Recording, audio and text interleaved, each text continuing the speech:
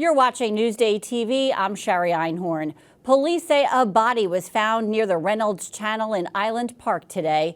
Homicide detectives were called to the scene on Railroad Place just after 11 a.m.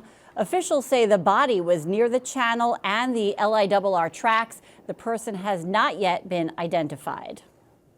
A 15-year-old has been charged with murder for allegedly killing his grandmother.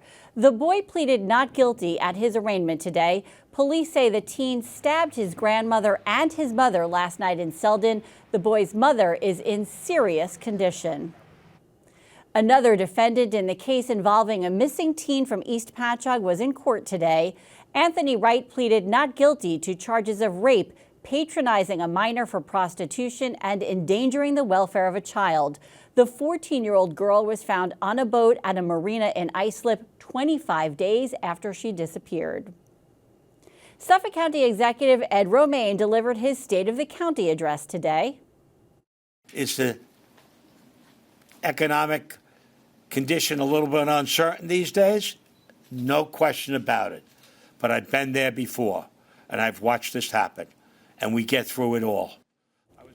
His speech focused on the economy, infrastructure, and more. We'll hear from Newsday's politics team in just a minute to give us the biggest takeaways from Romaine's speech. A new contract has been approved for Suffolk Police. Lawmakers approved an agreement that will raise officers' base pay by 18% over 5 years. A report by the Suffolk Legislature's Budget Review Office estimates the cost to taxpayers will be $229 million. Sources say the governor is looking to take control of NUMC. This is part of an ongoing fight between NASA and the state over the hospital's finances. Kathy Hochul's proposal could be part of a budget deal. The budget was supposed to have been adopted on April 1st.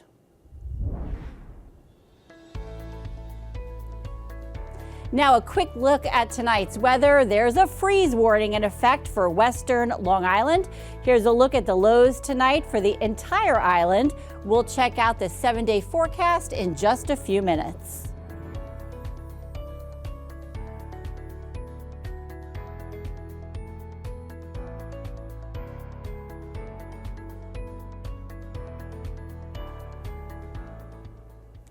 Suffolk County Executive Ed Romaine delivered his State of the County address today. It focused on economic uncertainty, improving the roads and infrastructure, and asking the state for help. Romaine called on the governor to address water contamination in the county.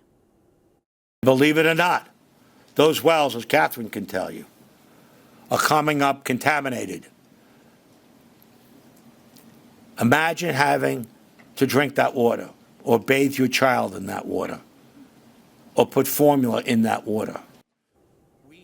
Newsday politics editor David Cruz explains some of the takeaways from the speech.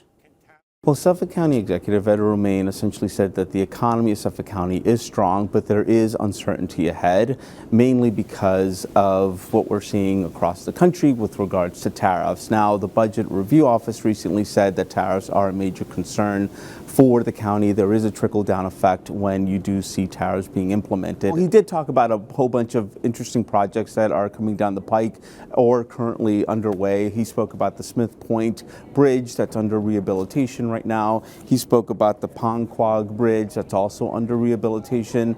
And he kept an eye essentially on the environment because he was saying that you need to fix these infrastructure projects in order to account for climate change. He essentially was just talking to Governor Hochul about wanting to invest more in Suffolk County by way of the environment. So he said for every dollar that Suffolk County spends on improving sewers in Suffolk County, they want the state to match that. Now, of course, it was a declaration or it was an ask. We don't know whether or not the governor will actually, fulfill that, but it does point to the fact that he's prioritizing the environment.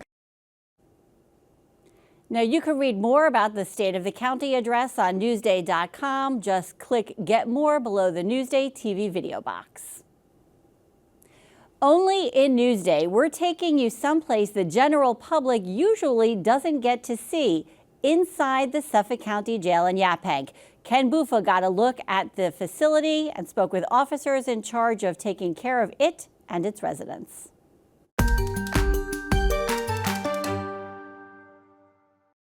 We wanted to know what it's like and what it takes to be a correction officer. From the moment you enter Suffolk County Correctional Facility in Yaphank, whether you're employed or an inmate, rules and structure are front and center. We would pat them down, we would x-ray them, they would get changed over to the county-issued greens, and then we would sit them down in these computers right here and we would book them. And to be a correction officer, rules taught and rules learned affect your way of life. There's no dull days, let's put it that way. Every day can be a challenge or not. Natasha Madison says her job is not always what the public may think. Initially you have this, well, I have to be this tough person and I have to be strong and I have to, mentally, physically, emotionally, we're trained. And unlearning perceived notions about the job is common practice. Oh, they're so mean, they're tough, they're brutal, and they're abusive. Not so. It's not so here. There are rules, we have minimum standards that we go by, there are facility rules that we abide by.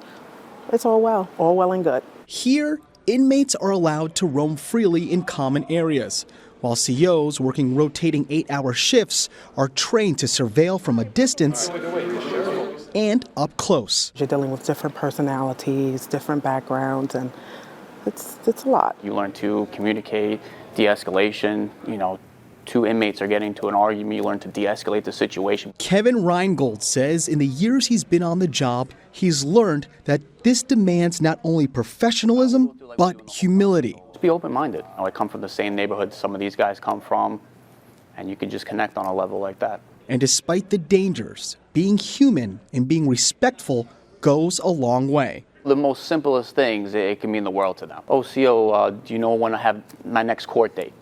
I'll tell them next court date. Oh, thank you, CO. That means a lot to me. Be prepared to learn, be prepared to grow, be prepared to change.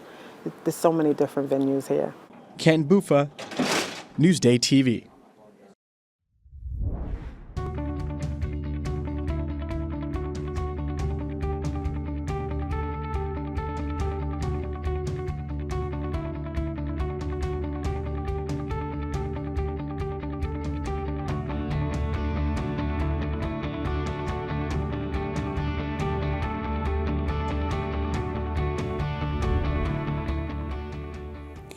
And now let's take a closer look at your 7-day forecast. It is warming up after tonight, but looks like clouds and rain are on the way.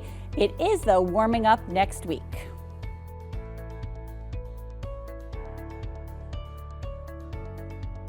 Long Island weather is brought to you by Fire Island Ferries. You're watching Newsday TV. For more on all of the stories you've seen here today, head over to Newsday.com and click Get More under the Newsday TV video box.